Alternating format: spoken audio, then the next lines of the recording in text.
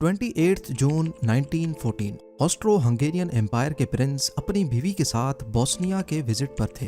वो अपनी गाड़ी में रोड से गुजरते गुजरते लोगों को हाथ हिलाते जा रहे थे कि एक मकाम पर उनके ड्राइवर ने गाड़ी को गलत गली में मोड़ दिया। हालांकि ये टर्न गलती से लिया गया था, लेकिन किसको मालूम था कि महज सिर्फ गलत गली में आने का अंजाम दुनिया को वर्ल्ड वॉर 1 की सूरत में देखना पड़ेगा, जिसमें 4 करोड़ लोगों की मौत और अरबों डॉलर्स का नुकसान हुआ।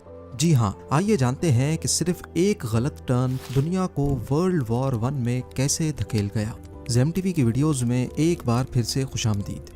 नाजरीन, वर्ल्ड वॉर 1 से पहले यानी 1900s के शुरुआती सालों में दुनिया का नक्शा आज से बहुत डिफरेंट था। रशियन एम्पायर, ऑटोमन एम्पायर और ऑस्ट्रो हंगेरियन एम्पायर जैसी बड़ी रियासतें मौजूद थीं। यहाँ सबसे इम्पोर्टेंट कंट्री थी बोस्निया एंड हर्ट्ज़गोविना, जहाँ से इस सारे मसले की शुरुआत होती है। बोस्निया पर ऑस्ट्रो हंगेरियन एम्पायर ने 1908 में कब्जा करके उसके सारे मामलात को कंट्रोल करना शुरू कर दिया। बोस्निया में ज्यादातर स्लेविक लोग रहा करते थे, जबकि बोस्निया के हमसाया मुल्क सर्बिया में भी काफी स्लेविक लोग मौजूद थे। इसीलिए दोनों मुल्कों के लोगों की एक दूसरे के साथ हमदर्दियां मौजूद थीं। लेकिन सर्बिया ऑस्ट्रो हंगेरियन एम्पायर का हिस्सा नहीं था। अब इन दोनों मुल्कों के लोग थे तो एक ही, लेकिन इन दोनों पर अलग अलग रियासतें राज करती थीं। ऑस्ट्रो हंगेरियन एम्पायर चाहती थी कि सर्बिया पर भी कब्जा करके उसको अपनी एम्पायर का हिस्सा बना ले। इससे बोस्निया समेत सर्बिया भी इनके कंट्रोल में आ जाएगा और यहाँ के लोगों में भी दूरियां खत्म हो जाएंगी। लेकिन यहाँ के लोग ऐसा नहीं चाहते थे। स्लेविक लोगों में ऑस्ट्रो हंगेरियन एम्पायर के इस प्लान को लेकर काफी गम और गुस्सा पाया जाने लगा। उनकी ख्वाहिश थी कि सर्बिया, बोस्निया एंड हर्ट्ज़गोविना, जहाँ स्लेविक लोग रहते हैं, ये सब एक ही आज़ाद मुल्क बना लें, जिसे ग्रेटर सर्बिया या फिर यूगोस्लाविया का नाम दिया जाए। लेकिन फिलहाल उनके पास ऑस्ट्रो हंगेरियन एम्पायर से नफरत करने के सिवा कोई ऑप्शन नहीं था। शायद ऑस्ट्रो हंगेरियन एम्पायर सर्बिया पर हमला कर भी लेती, लेकिन उनको डर था रशिया से, क्योंकि रशिया नहीं चाहता था कि ऑस्ट्रो हंगेरियन एम्पायर इस रीजन में ज्यादा ग्रो करे। इसलिए रशिया से लड़ने के लिए ऑस्ट्रो हंगेरियन एम्पायर ने जर्मनी को अपने साथ मिलाकर उनको बैकअप पर रख दिया और रशिया ने फ्रांस के साथ अलायंस बना ली। वहां सर्बिया और बोस्निया के नेशनलिस्ट ने आहिस्ता आहिस्ता अपनी आज़ादी के लिए ऑर्गेनाइजेशंस बनाना शुरू कर दी। पहले तो इन ऑर्गेनाइजेशंस का मकसद सिर्फ ऑस्ट्रो हंगेरियन एम्पायर के खिलाफ प्रोटेस्ट करने का था, लेकिन वक्त के साथ साथ ये मिलिटेंट ऑर्गेनाइजेशंस में तब्दील होकर खून रेजी पर उतर आईं। इसी दौरान एक और तंजीम वजूद में आई जिसे ब्लैक हैंड का नाम दिया गया। इस तंजीम का नारा था कि वो ग्रेटर सर्बिया या यूगोस्लाविया बनाकर ही दम लेंगे। अपने मकसद को पूरा करने के लिए ये तंजीम, ये ऑर्गेनाइजेशन किसी की जान लेने को भी तैयार थी। इसी बीच एक 19 साल का लड़का गैव्रिलो प्रिंसिप भी था, जो हमेशा से आज़ाद मुल्क यूगोस्लाविया का ख्वाब देखा करता था। उसने भी ब्लैक हैंड ऑर्गेनाइजेशन को ज्वाइन कर लिया और अब वो लोग दिन रात काम करने लगे कि किस तरह ऑस्ट्रो हंगेरियन एम्पायर से बदला लिया जाए और उनसे जान छुड़ाई जाए। उन्होंने कई मर्तबा ऑस्ट्रो हंगेरियन एम्पायर के ऑफिशियल्स पर हमले भी किए, लेकिन उनको किसी भी तरह एम्पायर से छुटकारा नहीं मिल रहा था। फास्ट फॉरवर्ड करके आते हैं 1914 में। इसी बीच उनको खबर मिली कि ऑस्ट्रो हंगेरियन एम्पायर का Prince arch Duke Franz Ferdinand Bosnia visit करने वाला है। ऑस्ट्रियन एम्पायर का प्रिंस अपनी एम्पायर का बादशाह बनने वाला था और सर्बिया पर कब्जा करने का सारा प्लान भी इसी का था। ब्लैक हैंड ऑर्गेनाइजेशन के मेंबर्स को किसी भी सूरत इस प्रिंस को किंग बनने से रोकना था।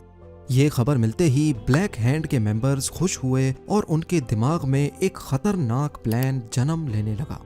सबसे पहले प्रिंस आर्च ड्यूक के विजिट वाले दिन उसके रूट का पता लगाया गया। मालूम पड़ा कि वो सिटी हॉल में एक नए म्यूजियम की इनॉग्रेशन करने वाले हैं। ब्लैक हैंड के मेंबर्स ने प्लान बनाया कि उनके 3 लोग डिफरेंट लोकेशंस पर लोगों के हजूम में खड़े होंगे। प्रिंस की गाड़ी जिस मेंबर के सामने से भी गुजरेगी, वो पहले ग्रेनेड फेंकेगा और फिर साइनाइड पिल यानी कि जान लेने वाली दवाई खाकर पास मौजूद दरिया में कूद जाएगा। प्लान का मकसद ये था कि प्रिंस को मारने के बाद मारने वाला भी मर जाए। अगर साइनाइड पिल ने काम ना भी किया तो दरिया में कूदने के बाद तो उसकी मौत पक्की है। ऐसा इस वजह से किया जा रहा था क्योंकि ब्लैक हैंड एक सीक्रेट ऑर्गेनाइजेशन थी और वो नहीं चाहते थे कि किसी भी तरह उनके प्लान्स का किसी को पता चल सके। जहां ब्लैक हैंड के मेंबर्स ये सारा प्लान बना रहे थे, वहीं गैवरिलो प्रिंसिप, जिसमें बचपन से ही आजादी का जुनून सवार था, वो प्रिंस को मारने के लिए अपना अलग प्लान बना रहा था। 28 जून 1914 ये वो दिन था जब इस प्लान को एग्जीक्यूट करना था। लेकिन प्लान बनाना हमेशा आसान होता है और उस पर अमल करना बहुत मुश्किल। ब्लैक हैंड्स की जानिब से भेजे गए लोगों को ऐसे काम का पहले कोई तजर्बा नहीं था। जब प्रिंस और उसकी वाइफ का काफिला अवाम के सामने से गुजरा तो पहले नंबर वाला आदमी डर के मारे ग्रेनेड फेंक ही ना सका। जब गाड़ी दूसरे नंबर वाले आदमी के सामने से गुजरी तो वो भी कांपने लगा और जितनी देर वो सोच रहा था इतनी देर में गाड़ी गुजर गई। अब सारी जिम्मेदारी तीसरे आदमी पर थी। उसके सामने से जब प्रिंस की गाड़ी गुजरी तो उसने जल्दी से बॉम्ब फेंक दिया, लेकिन उसका निशाना ठीक नहीं था। ग्रेनेड प्रिंस की गाड़ी के बजाय पिछली गाड़ी से भी कुछ दूर जा गिरा, जिससे क्राउड में मौजूद 20 लोग जख्मी हुए, जबकि प्रिंस समेत किसी की भी जान नहीं गई। ये काम करते ही उसने जल्दी से अपनी साइनाइड पिल खा ली, जो कि पुरानी होने की वजह से नाकारा हो चुकी थी। उस कैप्सूल ने उसकी जान तो नहीं ली, बल्कि सिर्फ उसे हल्की सी उल्टी हुई। ये सब करने के बाद उसने प्लान के मुताबिक दरिया में छलांग लगा ली। लेकिन शायद आज उसकी किस्मत खराब थी। उस दिन दरिया का पानी सिर्फ 1 फुट से थोड़ा ज्यादा था, क्योंकि इस मौसम में दरिया सूख चुका था। पुलिस ने मौके पर पहुंचकर उसे अरेस्ट कर लिया और इस तरह प्रिंस के कत्ल की साजिश नाकाम हो गई। लेकिन कहानी में ट्विस्ट अभी बाकी है। गैवरिलो प्रिंसिप अभी भी अपने खुफिया मिशन पर मौजूद था। बॉम्ब फटने के बाद फौरन प्रिंस और उसकी वाइफ को सिक्योरिटी में ले जाकर सिक्योर जगह पहुंचा दिया गया। प्रिंस आर्च ड्यूक गुस्से में बोस्निया के मेयर से शिकायत करते हैं कि हम आपके शहर विजिट करने आए थे, लेकिन आपने तो हमारा इस्तकबाल बॉम्ब से किया है। प्रिंस को जब बताया जाता है कि बॉम्ब फटने की वजह से 20 लोग जख्मी हैं, तो प्रिंस फौरी तौर पर अपना शेड्यूल चेंज करके म्यूजियम के बजाय हॉस्पिटल जाने का फैसला करते हैं, ताकि जख्मियों की खैर खबर मालूम की जा सके।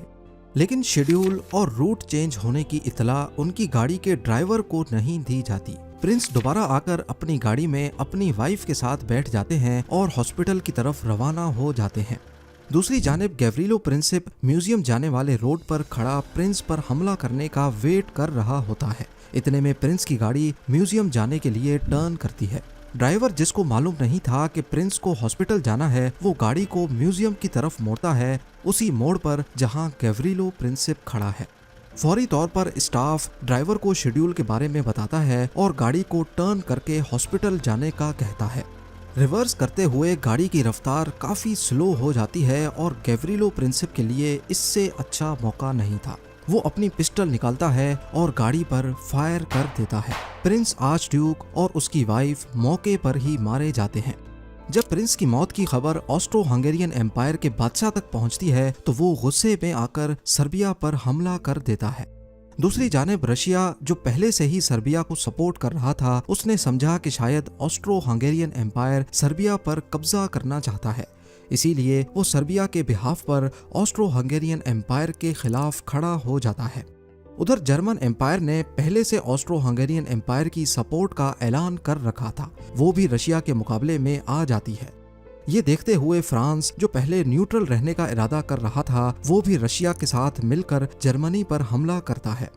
ऑटोमन एम्पायर को कमजोर करने में फ्रांस और रशिया का बड़ा हाथ था, इसी वजह से वो जर्मनी की सपोर्ट में अपने हथियार निकाल लेते हैं।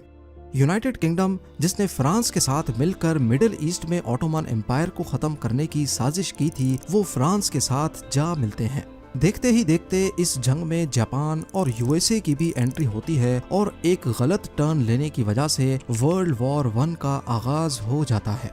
कहा जाता है कि अगर उस दिन प्रिंस की गाड़ी ये रॉन्ग टर्न ना लेती तो शायद उसकी मौत नहीं होती और यूं वर्ल्ड वॉर 1 शुरू होने का मौका नहीं मिल पाता। सिर्फ एक जान जाने की वजह से वर्ल्ड वॉर 1 में 4 करोड़ लोग मारे गए और जंग की वजह से जो मिलिट्री एक मुल्क से दूसरे मुल्क ट्रांसफर हुई, उनकी वजह से जानलेवा स्पेनिश फ्लू भी पूरी दुनिया में फैल गया, जो 5 करोड़ से ज्यादा जानें ले उड़ा।